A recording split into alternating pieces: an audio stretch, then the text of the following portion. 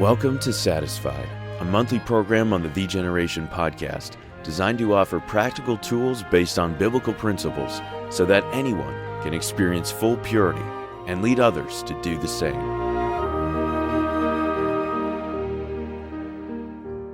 Hello and welcome back to the Satisfied podcast. This is Ryan Swanson, and I'm excited you've joined us here again on the Generation Network. We're still faithfully pursuing this series of perverted passions and working through this one episode at a time. We've been in here for several months now, and specifically the last few episodes have been a little bit of a sub-series on the eunuch and what the Matthew 19 specifically, that when Christ refers to the eunuch, what he's referring to there, and it's been an exciting little sub-series in this perverted passion series. But in this episode, we're going to step back a little bit, take a look at the big picture, and not just at those that are called to be single for a period of time or for life. That person that could be referred to and is in Matthew 19 is referred to as the eunuch.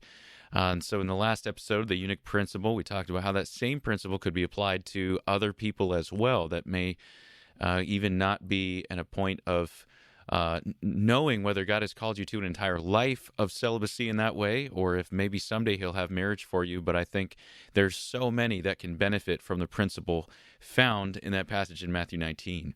So we're going to branch out a little bit further even from just a discussion on the eunuch today. But before we do, I want to tie that up with just simply answering the question of what should you do if you think that you may be a eunuch. Now, we talked about this from one standpoint last time, of just being able to, before the Lord, commit to whatever time period he has given you to serve him in this undistracted way, of not worrying about a spouse or dating or anything else at that point, but just being able to solely focus on him, whether that's for a period of months or years or indefinitely.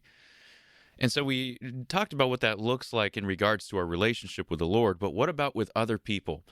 Is it good at this point, and you may be liberated by this truth and understanding about the eunuch, and that it's given you purpose in this period of your life that otherwise was difficult when, and many times it's in our churches, we're just presenting as marriage as the ultimate goal for every teen and every young person before God can speak to you or use you in any other way. And so this could be, and I expect it to be, very liberating and helpful for many young people especially.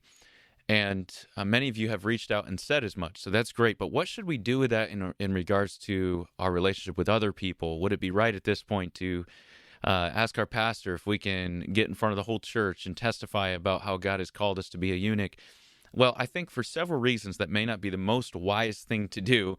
And I don't want to speak for every case. There may be a day when God gives you an opportunity to look back and give testimony to this journey he's had you on, and that understanding to help other people. But we're pretty young in this at this point, especially if the first time you heard about this was from one of our recent podcasts. Then it's very likely that you don't even understand all the ramifications of this yet and what God has for you in this area. So that may be one reason why it may not be most helpful to just spread this in as broad a setting as you can right away. But secondly is because it could easily be misunderstood by other people. So first off, we may not totally understand what God's doing or calling us to at this point, and we may just know the next step, and that's fine. But also, it's very possible that others may misunderstand and not totally know what you're referring to, especially if you use that term eunuch, by the way. One that has had a negative connotation for understandable reasons in history. So they may misunderstand, and likely will misunderstand, what you're referring to. And so it'll take a bit of education on their part as well. Now, if you're like me, I have felt like I'm reading something that has never been discovered before, and coming to this understanding from Matthew 19, from the help of some that have written on it and are directing in this way. But it's, as I've alluded to before, it's actually not a completely new, or not new at all, understanding of this passage. It's actually written about and understood by even early church writers. But also, although there's not many talking about this, it seems like there's at least several I've come across already of pastors and other leaders who are at least aware of the possible interpretation of Matthew 19, and this application given today are actually not against it at all. I just don't know that we've implemented it, or maybe we've been too scared to talk about it. But I've had several people say, oh yeah, I've heard that, or I've read that, but I've just been waiting for someone to talk about it in our movement. So it is possible that it's not as much of a surprise to other people as it has been to us in dealing with this. And I honestly hope that's the case. We wouldn't want truth like this to be covered or hidden in any way. So I hope that it's out there and that other people have the understanding of this as well. But at the same time, it's very likely, again, that many you will speak to either haven't heard of it or haven't heard it applied in this way. And so it might not be extremely helpful for you to feel the obligation to explain that to everyone you come across.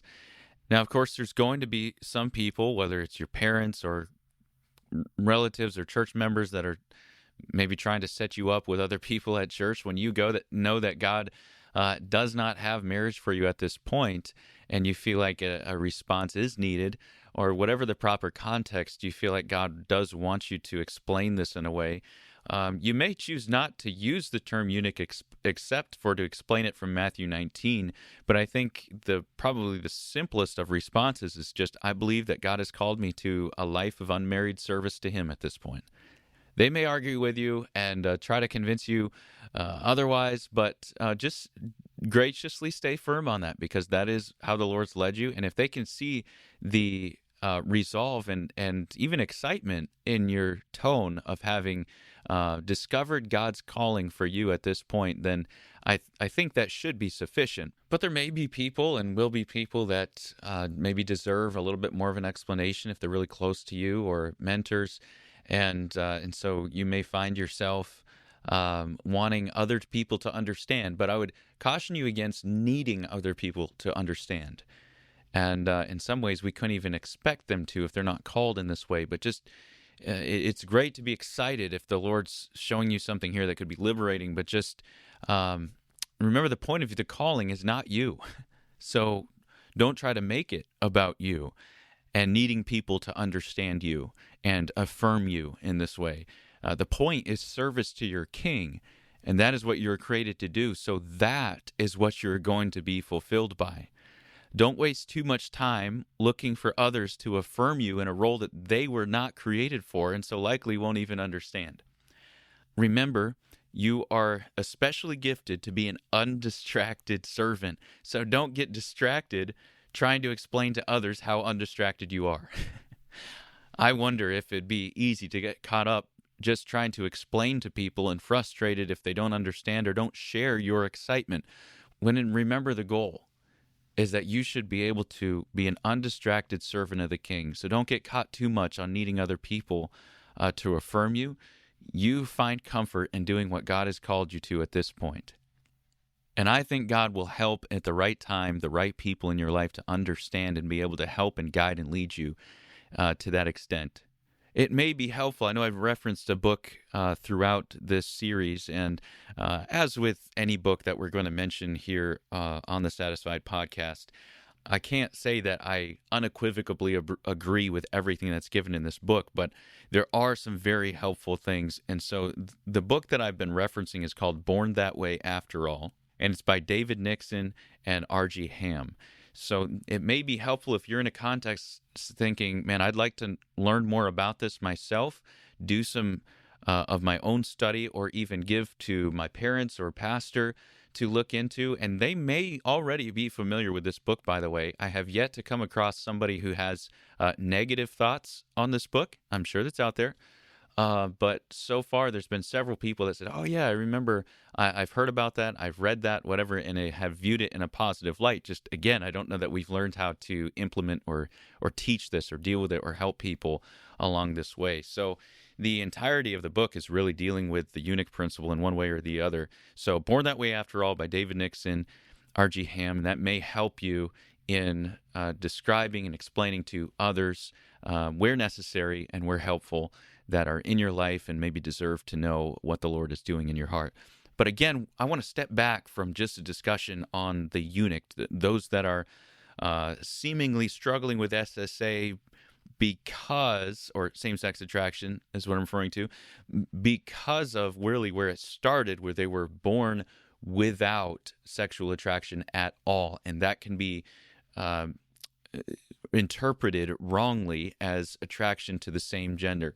If you have not actually listened, I should have said this, if you've not listened to the previous 2 episodes, you need to go back and listen to those before this episode. It'd be extremely helpful to know what we're wrapping up here in our discussion of the eunuch and then moving on from here. But this next section, again, more than just the eunuch, this is just dealing with somebody that no matter how they got this way, or came to this conclusion or came to this point, it feels like there's definitely a serious attraction to the same gender now.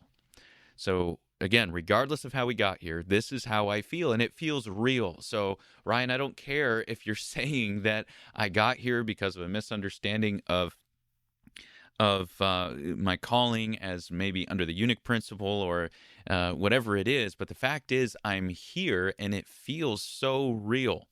And there have been some that have reached out and explained that much to me, where you could say, yeah, I actually can relate to the confusion at the beginning of not being attracted to the opposite gender, and so there was that confusion, and so maybe that led to where I'm at. But the fact is, now the desires I feel seem very real. So why then could we be feeling something that seems so real, same-sex attraction, that cannot be God-given or biblical?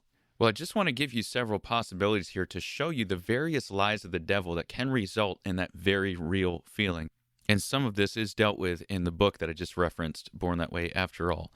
So one of these that is referenced in the book that's quite important is that curiosity is not the same as attraction.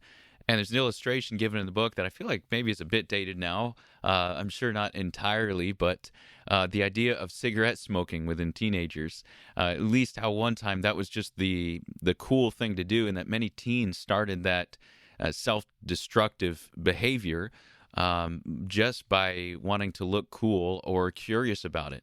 But what began in that then developed an acquired taste that became an addiction for many people that they took to their deathbeds. But it started with a curiosity. And honestly, we probably all have done things in the past out of sheer curiosity that we would be ashamed or embarrassed to admit now.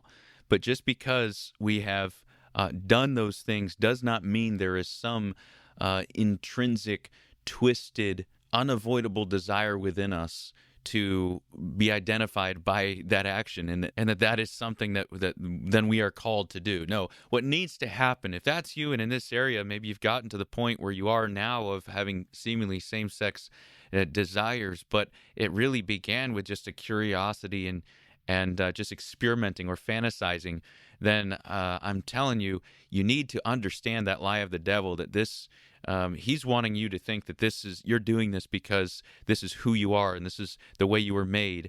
But it was out of a choice. And though that choice has had significant ramifications and will demand more actions, ultimately what needs to happen is to repent and turn from what you initially turned to out of curiosity. So first of all, understanding curiosity is not the same as attraction. Now, secondly, a lie of the devil that could be believed at this point as a source for where these desires may have come from or been developed is this idea of the idle mind. Romans 1 deals with this. We've talked about it earlier in the series. Romans 1 verse 21 says, because that when they knew God, they glorified him not as God, neither were thankful, but became vain in their imaginations, and their foolish heart was darkened. And there's other passages we've looked at as well that reference that idea of vain in imaginations and how we're to cast down those vain or useless imaginations. Young people today, perhaps more than ever, have a lot of time on their hands.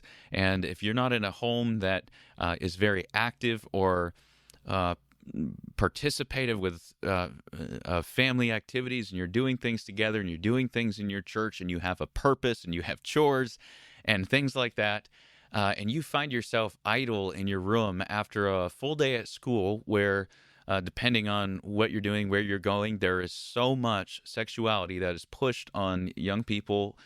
There is pretty much no age limit or cutoff to how young this is going to be pushed on you, especially in this public school system. But even just exposure at any point of our culture or stores or whatever it is, this is something that the awareness and focus of sexuality is just so pervasive.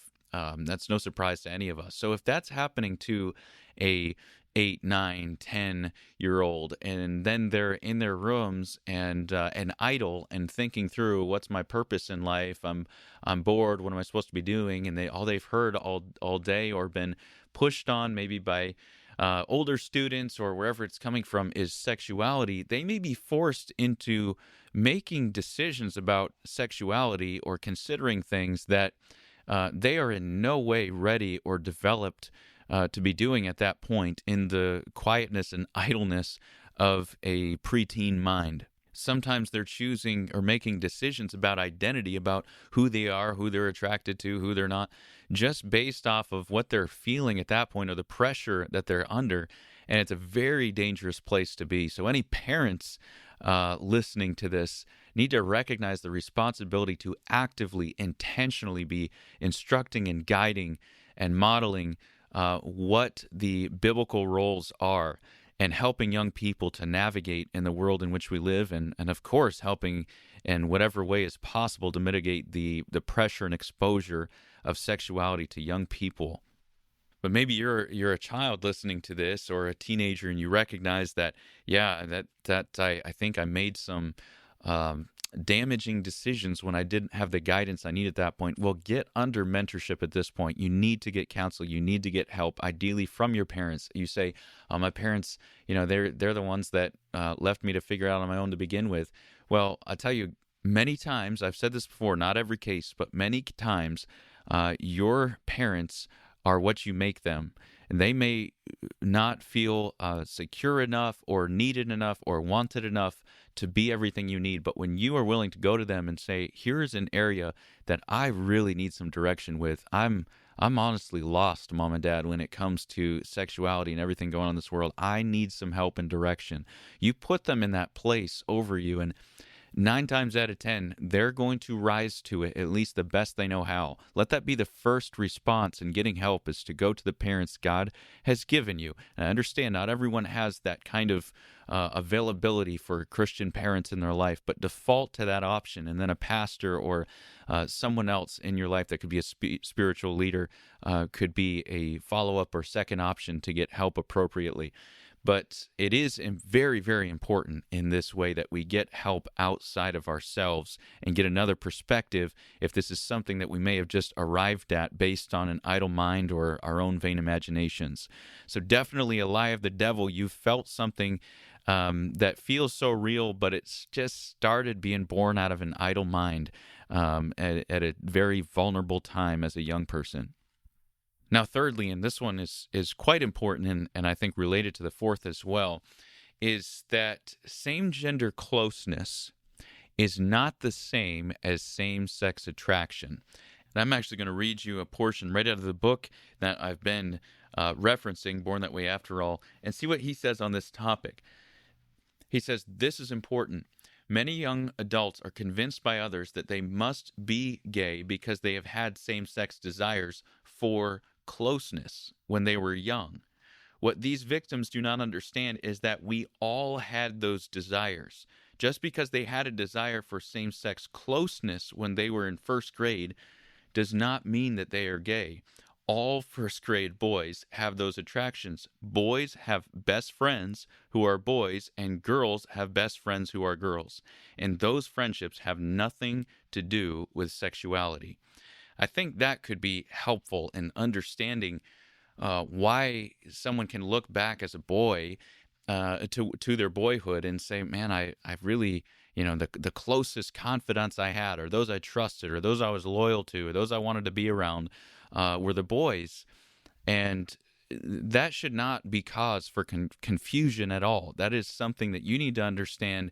To an extent, we all, as young people, felt that same way. In other words, had a desire for that closeness to other people of the same gender. And although that may have, through other circumstances or further lies of the devil, developed into something sexual, it never was initially. So when someone says, well, I always remember being close to the boys in my class, and for that being, well, that very likely in itself at that age was extremely normal and natural because it was not sexual. Now, it may have been perverted into something sexual later through other circumstances, but it very likely did not begin that way. And it certainly is a lie of the devil to think that just because you can look back and see that friendship, the desire for same-gender closeness and friendship and familiarity means that there was something sexual about that and that you intrinsically are sexually then attracted to the same gender.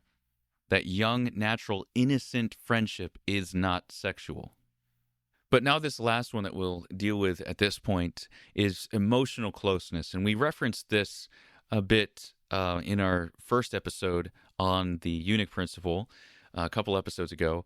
But there is very commonly an emotional connection around often key events. So you'll see this with a volleyball or baseball team when a baseball team wins the World Series and they're just all over each other rejoicing, and there is undoubtedly a very close connection because of the battle. You've been in it together and you've pushed through and you have fought the same battles, and it's been teamwork, and you've been trusting each other and leaning on each other and contributing, and there's that just that close teamwork at the same time with a crisis and then incredible breakthrough and victory. There's so much emotion at that moment that there is a very significant bond formed in that way. So, and in another case, it could be with soldiers on a battlefield, come out feeling like maybe no one else can quite understand what they've been through other than other soldiers. And so because of, again, that familiarity, there's a very, very tight bond. And there may be a situation in your life that has caused such a bond with the same person of the same gender that could be misunderstood, and maybe even the devil lying and saying, you see, that's you feel that bond with them emotionally. That's because you're attracted sexually to the same gender, when that nothing about the baseball team is sexual. Nothing about the battlefield is sexual. This is something completely different that, again, the devil through lies could convince us that we are something that we are not. And I illustrated this a couple episodes ago, dealing with the time that I felt very alone as a Christian in Dubai, walking around by myself in the Dubai Mall when, through circumstances, I end up meeting another believer. He's from Nigeria, and maybe the first Nigerian I had ever met at that point, and just had a wonderful time with he and his wife that developed into a deep friendship because of a time of especially vulnerability, feeling a bit apprehensive about current circumstances there in Dubai, that I met someone I could relate to, and that automatically caused a very deep emotional bond. Now, don't let such bonds emotionally with other people that have been through circumstances with you, or for whatever reason, don't let the devil misconstrue those things to pervert that and make you think that that's something it's not. Now, these bonds are normal and deep and special. In fact, even referenced in Scripture, if we were to look at what is described between David and Jonathan, is a very deep bond. David said at one point in 2 Samuel 1, I am distressed for thee, my brother Jonathan. Very pleasant hast thou been unto me.